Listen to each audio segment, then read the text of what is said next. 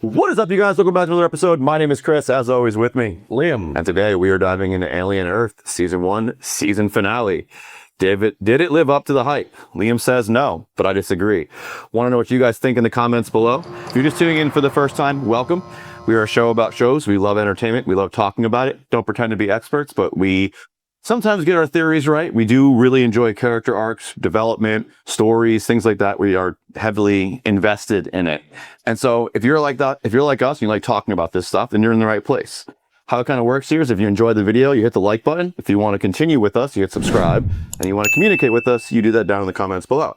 And so without further ado, we'll see you in the comments and we're going to dive in. So opening scene, we have Dame going to the grave sites and putting fresh flowers down, right? That's not the opening scene. Well, it's the first part that really matters. I can't say that. There's so much that matters that you're like, this doesn't matter to me. But I do the same thing in areas too, so yeah. I honestly want to hear why you didn't like it. So I don't want to weigh in yet because I want to hear why you didn't like it. I didn't like it because it felt anti-climactic. We got big buildup to mediocre everything. Yeah. That's what I'm disappointed in. There was no big fights. The Morrow and Kirsch thing, fuck, that was a letdown. Why? What do you mean? It was over so quick. And? I wanted a bigger battle. I didn't think Kirsch would go down like a bitch. He didn't. He won. Kind. Even with a broken back, he won. Yeah, but neither of them won. Well, Kirsch won that fight very clearly. And then the Lost Boys turn on him. Yeah. So then in the end, he doesn't win. So keep going. What else didn't you like? I want to hear this all. I want to lay it out on the table because I'm sure there's plenty of people who feel the same way. The plant. Oh, that was one of my favorite parts. The plant was cool, yes, but it's almost like it flies and uses a tail to hang from, but just looks like a plant. Exactly why it's so fascinating. It's cool, yes, but again, we just got that quick little thing. So I agree that more of the plant would have been good. And could we have had a longer fight? Yes, but you have two super strong beings fighting each other, and Morrow thought he had won. Mm-hmm. Right? So, like, it made sense. His humanity got cocky, his ego got in the way, and that's why he ended up losing. What else didn't you like? I just was not thrilled about this episode. Okay. Especially the ending where it's just like them, and it's like, oh, now we gotta wait for all this other shit before we get to see any more. Yeah. It's just the kids took over the house kind of thing. We have How to Train Your Dragon this episode too, it felt like. Well, we've had that for multiple episodes. I know. I know. But it was the newer alien with the bigger one. At the very end. Yeah. Yes. They're together now, and they're communicating with Wendy. So Wendy is the queen, essentially. She's for all effective purposes, she's basically the queen of this hive. Yeah. Okay. That's being just developed on Neverland Island. So why did you like it? So first of all, there were things that I didn't like, and I really did like this episode, and I'll tell you all the reasons why here in a minute, and we'll break down the pieces of the episode too, and why. But there were two things that I also didn't like. One is that there were certain things that were just completely incongruent. And when we watch Handmaid's Tale or any of the other stuff that we review, there's a lot of plot armor, and that's what this was too. The exact scene that you were starting on with Dame Sylvia down at the graves, when she turns around and the alien's right there. Mm-hmm. And then a couple of soldiers who we are familiar with, their Hermit's old unit, shoot this alien a couple of times and it just runs away. Mm-hmm. And then immediately cuts to that alien tearing up every other soldier who's shooting at it. I was like, that xenomorph has killed everything that's tried to hurt it, unless Wendy has told it not to. Why would it not kill those soldiers and then just kill Dame Sylvia too? Why did it run away? It has no connection to her. Wendy wasn't there. It does. How? What's the connection? The brother. For why he explained why he stopped, what's her face? Nibs. Right? He explained to Nibs that that was his friend. The Xenomorph has a connection to Sylvia because of the brother, because of the friend? No, why he wouldn't kill the unit? The soldiers Yeah, that shot it. I don't think it recognizes that. Well, Wendy's also mentioned the fact that she can't always communicate the whole thing that she wants. She's kind of guessing at sometimes. That one part just didn't make sense. That was one of the things that just didn't make sense. It went against the congruency of what we were watching on screen at the time. I'm just attempting to explain for how... and I appreciate that, but that would be like grasping at straws, because it's hard to like make that land for me. The other thing is that one of the biggest mysteries, one of the, I think, biggest twists and things that we were really laying into in the last 2 episodes was Kirsch. What are his motives? Why is he allowing these plans to happen? Why is he allowing Arthur to get his chest implanted? Like, what's driving him? What are his goals? And I found that other than Kirsch's fight, the only other time you see him is when he's laid up in a prison, like just laying there doing nothing. And so for me, there were a lot of threads that needed to be pulled on to make this finale feel like a whole. And they completely forgot that one floating in the wind over here. It was like, that was a huge thing that we were all waiting for. We've talked about it. Other people have talked about it online. And it was just like, we're going to leave that alone. So either Kirsch gets free, or the hybrids need him in season 2 and he gets the continuous plan, or we never get to figure out why he, did the things he did against what we would think would be his programming. And that to me was a letdown, because I was like, I was invested in that storyline. I wanted to know, like, he was one of the most interesting characters, him and Morrow, two most interesting characters of the season. And so I'm like, okay, well, why can't I have more of that? We got plenty of Morrow. Morrow's character got really fleshed out, and I enjoyed that. And probably one of the reasons why he was such a great character. Mm-hmm. But then we didn't get anything for Kirsch. We got a couple of documents that we saw that maybe led to him being Yutani, that you had mentioned in a previous video. And then that was like, what are his motives? So I was really, to me, by the end of the episode, when we're just like, okay, the hybrids are going to rule now with the Xenomorphs by their side, and they've got all the adults like captured, and we got the conclusion of which of the immortality quests wins, because you have your synths and your cyborgs basically locked in prison, and your hybrids are out running things. So it's like, okay, hybrids win season 1, we get that. Mm-hmm. Like, everything was there to put tie bows on other things. But that whole Kirsch thing, I was so invested that I just felt like, womp womp. Got to find out boy Cavalier. I keep wanting to say something else for his name. I don't know why. Douchebag. Yeah, that fit. But find out that he killed his whole family. Yeah. And I was right the whole time that Adam Mines was a synth, the very first synth, the one he actually used to kill his father. Yes. So what I want to know is, like, did the mother die in the accident?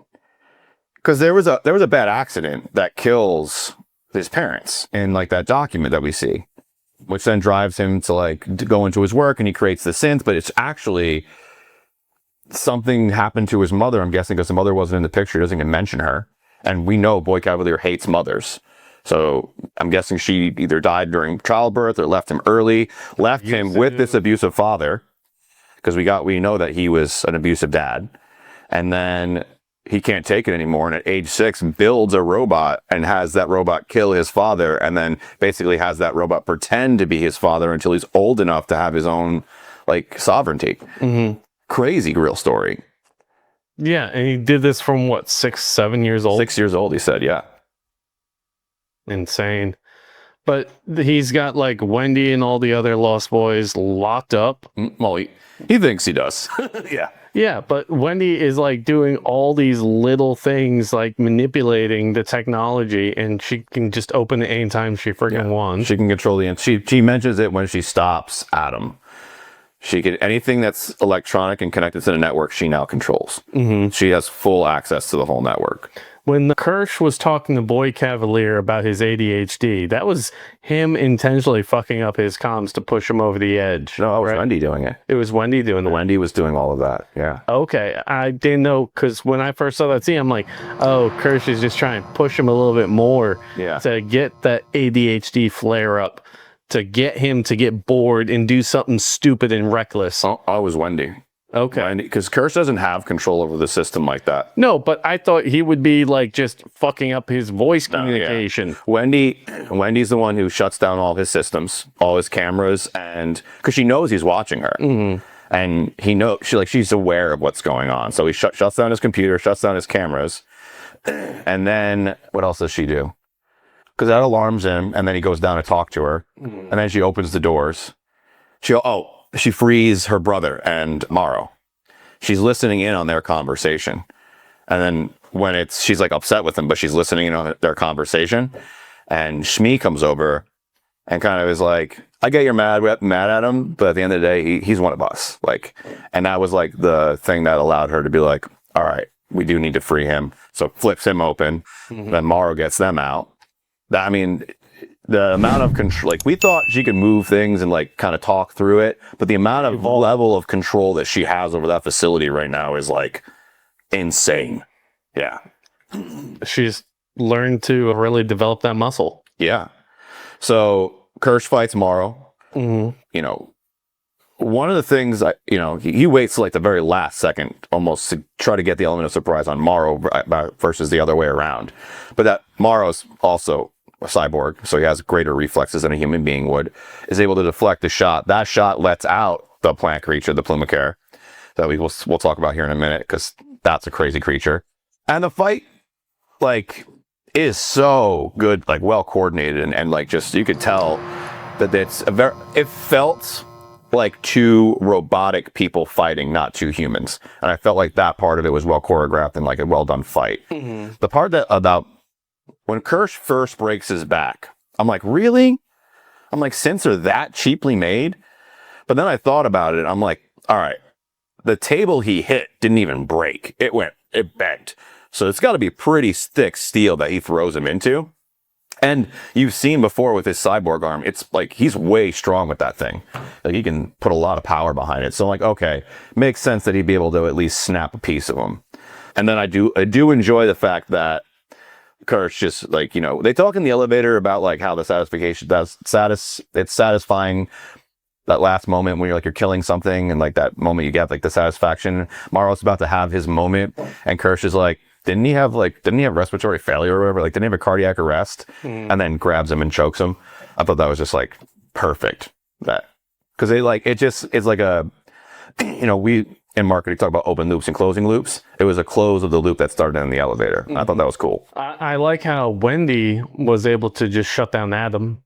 Yeah, that was surprising. I wasn't expecting that. I thought she was going to rip him apart. She was surprised as well. She's like, oh, fuck, that worked. What did you think of the imuch and Joe? Like, did that feel off to you, that scene?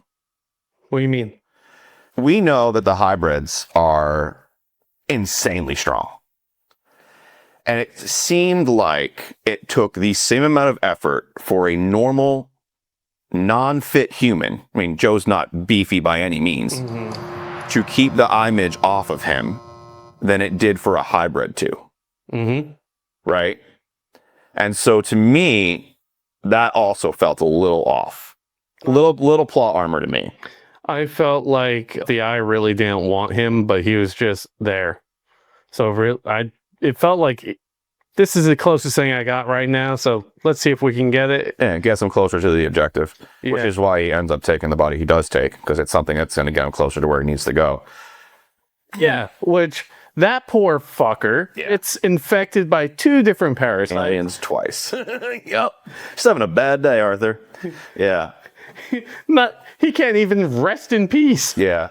So the whole thing with that scene, that really, it was weird for me, because Joe goes into the sealed container that the imuch has been in with the sheep the whole time and seals himself in, but then is instantly able to get himself back out from the inside, like as if there's another handle inside of that containment cube, which there was in the scene.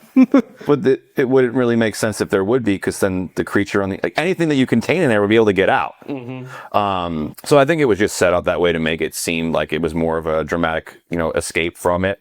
But yeah, like the imuch being such an iconic creature now for this season 1 and having so much fanfare, I felt like the scene with Joe didn't feel consistent. Like the Xenomorph didn't feel consistent. This didn't feel consistent because the tentacles on that thing are supposed to be incredibly strong, and it's supposed to be able to move fast and work its way in and get into your eye pretty quickly.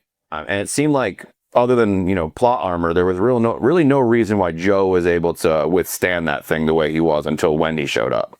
So that for me just felt a little off. But again, it needed to happen for the plot to continue, and I think the way they are continuing it is great. So I'm not upset that it didn't get Joe. I'm a little upset it didn't get Boy Cavalier, but that's another thing. He still hasn't gotten his just desserts yet. No, he actually tied up. He actually got what he wanted. So in my mind, there's two main things that Boy Cavalier set out on this season to do. One was to create immortality. That's what we were pitched. The very first thing we were pitched when we go into this was to create immortality.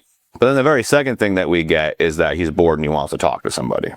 He didn't get that, right? Because he never got to the imuch part. We'll probably see something about that in season 2 when Arthur shows back up.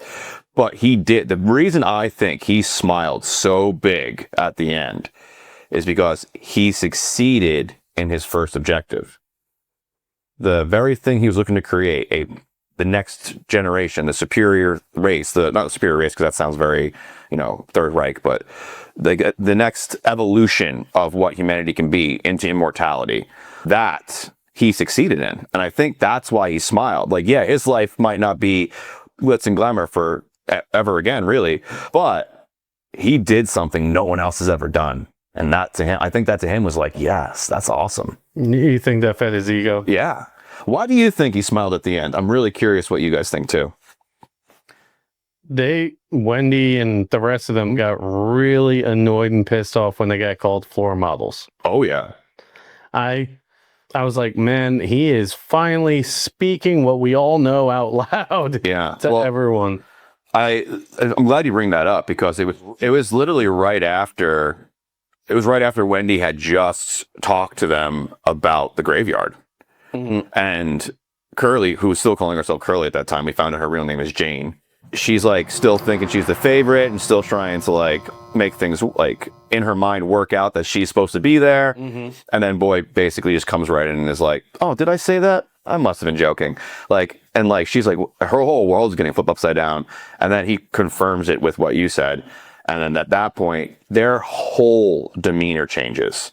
They go from naive little, scared kids to like, woof, warrior. Fucking Smee, when Boy Cavalier runs away, and Smee's just like, yeah.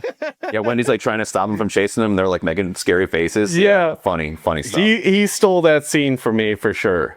They do great acting for sure. Yeah, that's one thing I will say. Like, regardless of how climatic or anti-climatic or unsatisfied or satisfied you are with the season finale, the season itself has had some phenomenal acting.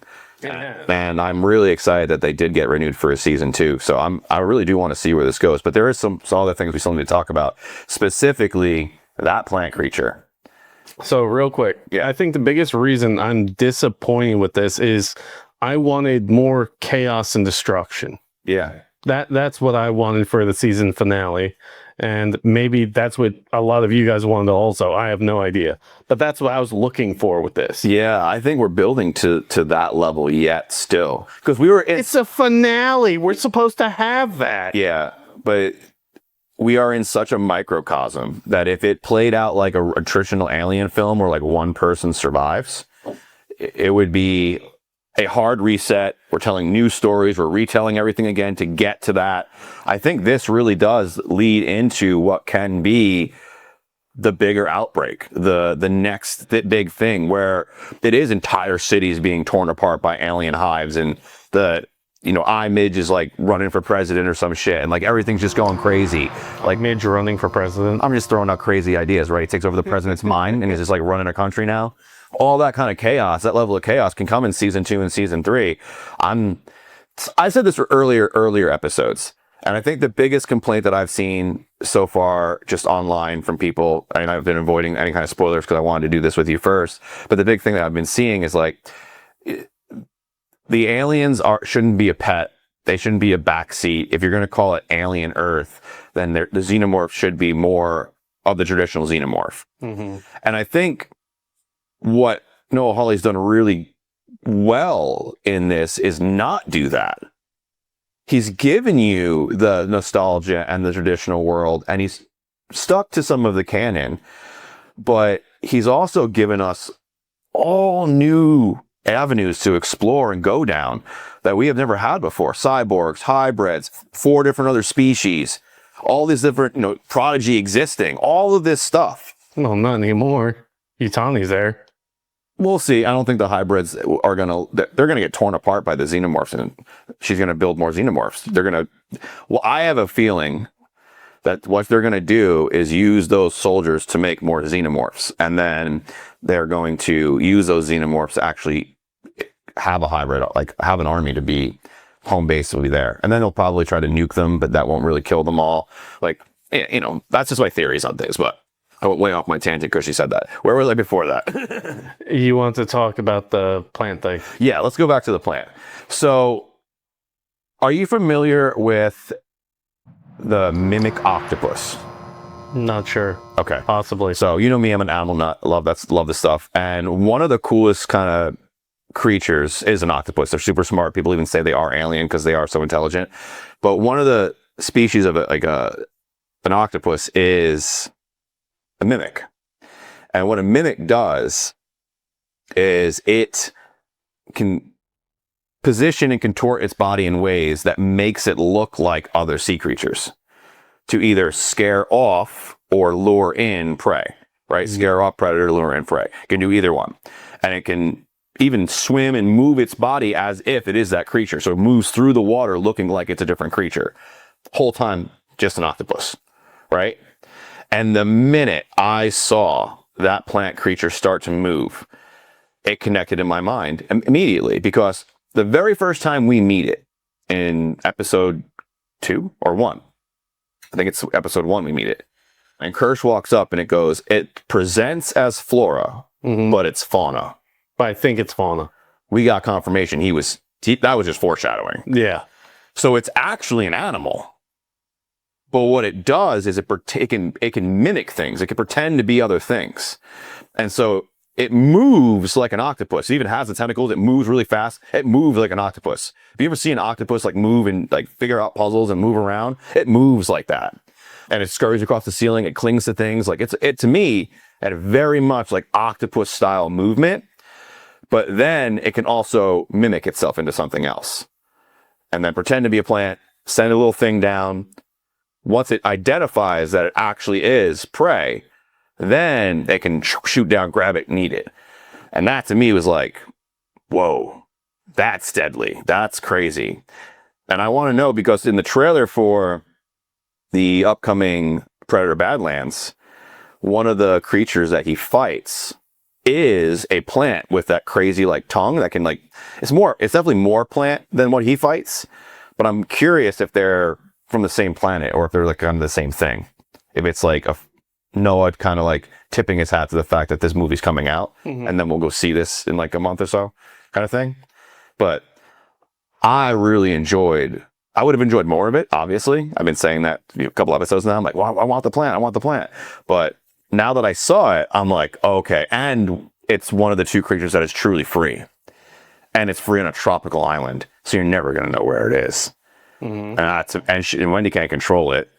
So that to me is just that's going to be a crazy element of danger moving into season 2. Yeah. For me, I enjoyed it. I think it really tied up some loose ends. There were some things that definitely got left on the table. I'm hoping that there's a way to really give us more of that in season 2 without just forgetting about it and continuing the story. Season 2 is supposed to be in a big major city, they said. That was what I had heard. Yeah, Noah Hawley mentioning on one of the podcasts, the after show podcast, that he wants to have season 2 featured in a major city where it feels more like Alien vs. Predator 2, but not at all pulling from that canon. Requiem. That's what it was. Yeah. So let us know in the comments below. What did you guys think of the finale for season 1? Did Alien Earth live up to it? Are you guys true Xenomorph fanatics and you're like, there was not any real canon Xenomorph in this? Or are you like me and you're like, I really enjoy this new twist on this and I'm excited to see where it goes? Love to hear all your opinions down below. As always, if you enjoyed this video, hit the like button and hit subscribe if you haven't done that already too. Small click for you greatly helps us out. We're on the road to 43,000 and then 50 after that. So it's all thanks to you guys that we even get to do this and really appreciate it. So with all that being said, we'll see you on one of these videos that just popped up next to me. Find the strength hiding in each battle scar. You're not who you were, you've already come far.